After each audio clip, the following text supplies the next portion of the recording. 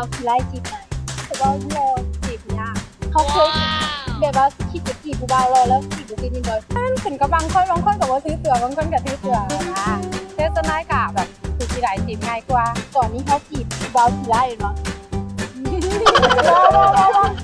คือจะได้จะจีบผู้บ่าวที่แบบหน้าตาบ่ทั้งรอแต่ก็ที่ได้พอดีนะเรื่องจีบง่ายจีบยากมันก็ต้องหนีเขากันเพราะว่าผู้ชายที่หน้าตาปานกลางเลยที่ไรจะง่ายก่อนทัศนคติเราน่าจะคิดว่าแต่ตัวเขากับบุได้โลกับบุได้ว่าที่เพอร์เฟกต์นะก็เลยว่าเขากับโบสร้างกำแพงกันตัวเองหลายจนเกินไปบุคือคนรอแบบเขาก็คิดว่าเขาหน้าตาดีอยู่แล้วแล้วก็ทางเลือกเขาหลายกว่าแล้วปัจจุบันนี้เขาจีบผู้บ่าวรอหรือว่าผู้บ่าวคือไรโบกาจีบให้เลย คิดว่าเป็นผู้บ่าวคือน่าจะจีบง่ายกว่าแล้วเขาเคยจีบแล้วบอกผู้บ่าวที่ว่าคือไรก็บ่เคยแล้วเขาเคยบอกแบบว่าไปจีบผู้บ่าวแล้วแล้วเขาเจ้าบ่สนใจนะคะเหมือนเขาเจ้าที่หนีโผล่ใช่ไหมบ่คิดว่าผู้หญิงงามจีบง่ายหรือผู้หญิงร้ายจีบง่ายผู้หญิงที่ร้ายนั่นน่าจะจีบง่ายกว่าผู้หญิงที่งามแสดงว่าเขาเคยจีบผู้หญิงงามจีบยากเป็นบ่โดยอันนี้มันก็แล้วแต่สถานการณ์เนาะบางคน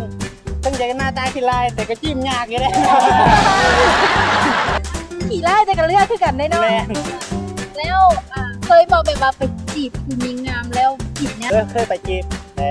มันก็ยากเลยต้องยอมทุกอย่างแล้วได้บ่ได้ ได้ล้มซื่อๆอย่าไปคิดเลิกแค่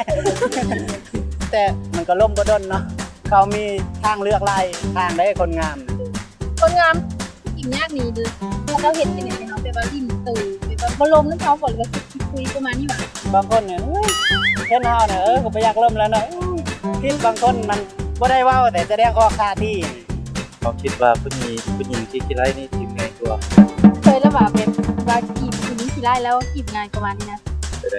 มันก็อันขึ้นกับกรณีสถานการณ์ที่ว่าเขาอยู่นำกันนะบางคนเป็นยิงที่ขี้ร้ายแต่ว่าเขาก็ลิ้นโตบางคนเป็นยิงงามก็ขึ้นกับกรณีที่ว่าเขาอยากต้องการบ่หรือต้องกำลังใจบ่หรือที่ว่าผู้หญิงงามนี่อันจีบยากผู้หญิงที่ได้เลยจีบง่าย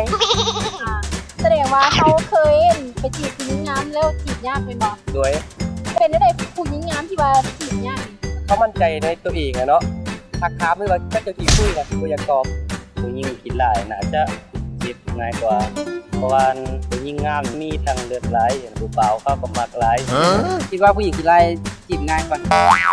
แสดงว่าเขาเคยจีบผู้หญิงขี้ร้ายเลยบ่ด้วยเคยแล้วเคยบอกแบบว่าไปจีบผู้หญิงงามเป็นทีละทีนะเคยเลยผู้หญิงเท่าไหร่เป็นเรื่องผมว่าเบิ่งที่หน้าตาดีแล้วกันเบิ่งขนาดแล้วมีอย่างบ่ที่ว่าอยากจะกล่าวถึงที่ว่าผู้บ่าวล้อที่เท่เป็นนี่ก็ที่โตเนี่ยอันเป็นดินเตอร์ไลท์กับยาดินเตอร์ไลท์เนาะเพราะว่ารอไปเนี่ยก็บ่มีคนเอาหรอก